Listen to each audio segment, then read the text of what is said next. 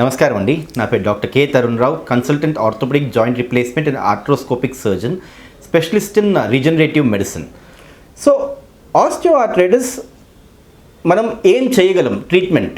So treatment of osteoarthritis మనం ఎలా treat చేయాలి? First we have to diagnose it by normal X-ray, simple normal X-ray. ఇంతకుముందు చెప్పాను కదా, 3 views, AP view, lateral view and patellar skyline view అని 3 views తీయాలి, are నీ Skyline view. అది తీసాక మనకు ఏ జాయింట్ ఆర్థరైటిస్ ఎక్కువగా ఉంది, దేనికి ఏం చేయాలి అండ్ ప్లానింగ్, స్కానోగ్రామ్ అని ఒకటి తీసి మనం ప్లానింగ్ చేసుకోవచ్చు ఎలా చేయాలి అని. సో స్టేజ్ 1, స్టేజ్ 2లో యూజువలీ మన దగ్గరికి పేషెంట్ 40-45 ఇయర్స్లో వస్తారు. సో వాళ్ళకి మనం మెయిన్గా చెప్పేది ఏంటంటే కన్జర్వేటివ్ మేనేజ్మెంట్ అంటే మోకాళ్ళ అరుగుదల వాళ్ళకి ఇప్పుడే స్టార్ట్ అవుతుంది కాబట్టి యూజువలీ ఎక్స్రేలో అంత క్లియర్గా మనకు ఎక్కువగా తెలియదు. సో యూజువలీ 45-50 ఏజ్ వాళ్ళకి anterior knee pain or medial joint line pain వస్తుంది అంటే వాళ్ళలో mild cartilage cracking or cartilage patchy loss వస్తుంది అని మీనింగ్. సో దాంట్లో మనం యూజువలీ కన్జర్వేటివ్ ట్రీట్మెంట్ లాగా oral muscle relaxants or pain killers or anti inflammatories just for 3 to 5 days maximum, followed by calcium and vitamin D3 tablets ఇస్తామండి. మోకాల్ గుజ్జు పెరగడానికి కూడా గ్లూకోజమైన్, కాన్డ్రైటిన్ సల్ఫేట్, MSM అని డిఫరెంట్ కాంబినేషన్స్లో ట్యాబ్లెట్స్ దొరుకుతాయి. మీ జాయింట్ మొబిలిటీని పెంచడానికి, జాయింట్లో fluid secretion పెంచడానికి కొంత తోడ్పడతాయి, జాయింట్ ఇన్ఫ్లమేషన్ తగ్గించడానికి దానికి. సో ఆ ట్యాబ్లెట్స్ మీరు తీసుకుంటే యూజువలీ ఒక 6 weeks to 8 weeks తీసుకుంటే మీరు నార్మలైజ్ అవుతారు.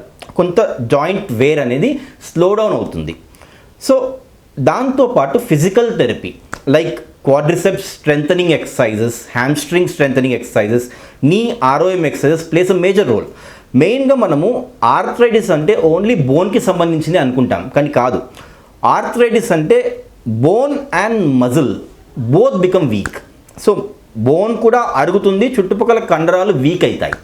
సో యూజువలీ బోన్ అరుగుదల కన్నా మనకు చుట్టుపక్కల మజిల్స్ వీక్ అవ్వడం వల్ల పెయిన్ ఎక్కువగా ఉంటుంది.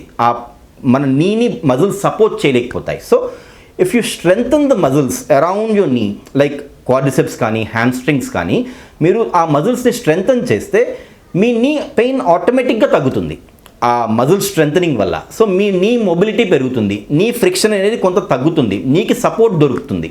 సో ఒకవైపు వంగుతుందని మీకు స్ట్రైట్గా అయ్యి పెయిన్ అనేది చాలా వరకు తగ్గుతుంది.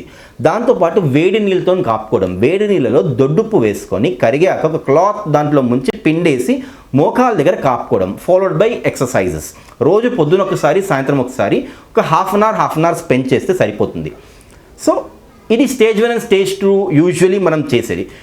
ఇంకా స్టేజ్ 2, స్టేజ్ 3 అండ్ రెండింటి మధ్యలో స్టేజ్ 2, స్టేజ్ 3 మధ్యలో ఉన్నారనుకోండి, we can go for various modalities of treatments like conservative treatment. ఇవన్నీ నేను ఇంతకుముందు స్టేజ్ 1, స్టేజ్ 2కి చెప్పింది స్టేజ్ 3 కూడా ఫాలో అవ్వచ్చు. The same way exercises and knee mobility improve చేసే ROM exercises.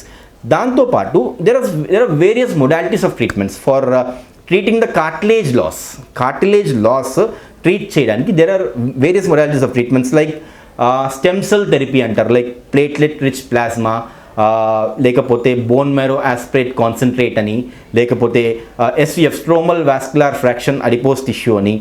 There are various modalities. ఇవన్నీ రీజనరేటివ్ మెడిసిన్ ద్వారా మనం చేయగలం. ఆ కార్టిలేజ్ లాస్ని, ఆ ప్యాచీ కార్టిలేజ్ లాస్ని మనం మళ్ళీ కార్టిలేజ్ రీగ్రో చేయడానికి. అండ్ ఈ దీంతోపాటు మనము నీ ఆర్థ్రోస్కోపిక్ డిబ్రైడ్మెంట్ అంటారు.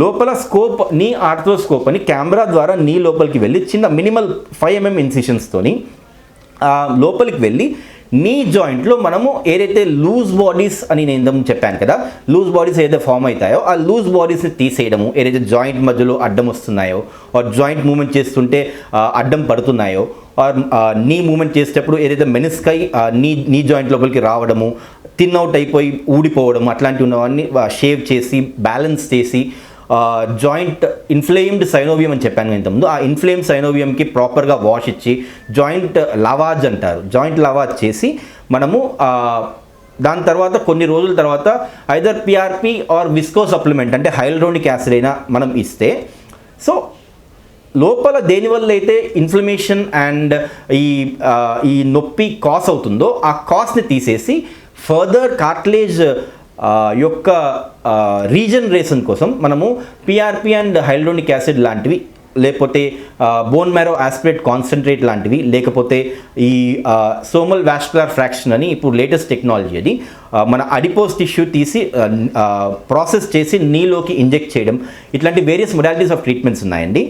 Along with joint lavage with arthroscopic debridement. And stage 4లో usually there is severe osteoarthritis. Severe osteoarthritis అంటే ఆల్మోస్ట్ ఈ పైన బోన్ కింద బోన్ ఒకదానికొకటి కంప్లీట్గా టచ్ అవ్వడం, రాసుకపోవడం జరుగుతుంది. ఈ మెనిస్కై అని ఈ మధ్యలో బ్లూ కలర్ది మీకు కనబడుతుంది కదా, ఇది ఆల్మోస్ట్ వేర్ ఆఫ్ అయిపోయి ఒక thin layer, either thin layer or completely lost ఉంటుంది.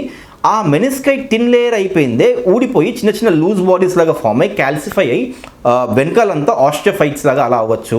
ఈ బోనే సైడ్స్ నుంచి ఇలా గ్రో అయిపోయి యూజువలీ ఆర్థ్రోడైజ్ అవ్వడానికి నీ ట్రై చేస్తుంది ఆ పెయిన్ తట్టుకోలేక. సో ఆస్టియోఫైట్స్ ఫామ్ అవ్వడము, వెనకాల వైపు ముందు వైపు సైడ్స్లో పటల్లాకి ఈ పటల్లా వైపు ఆ స్ట్రెయిన్ వల్ల ఆ పెయిన్ వస్తుంది దానివల్ల. సో యూజువలీ ఈ ఆస్టియోఫైట్స్ అవన్నీ కూడా ఫామ్ అయిపోవడం సివియర్ అడ్వాన్స్డ్ ఆస్టియోఆర్థరైటిస్ అంటారు. అట్లాంటి స్టేజ్లో వి అడ్వైజ్ నీ రిప్లేస్మెంట్.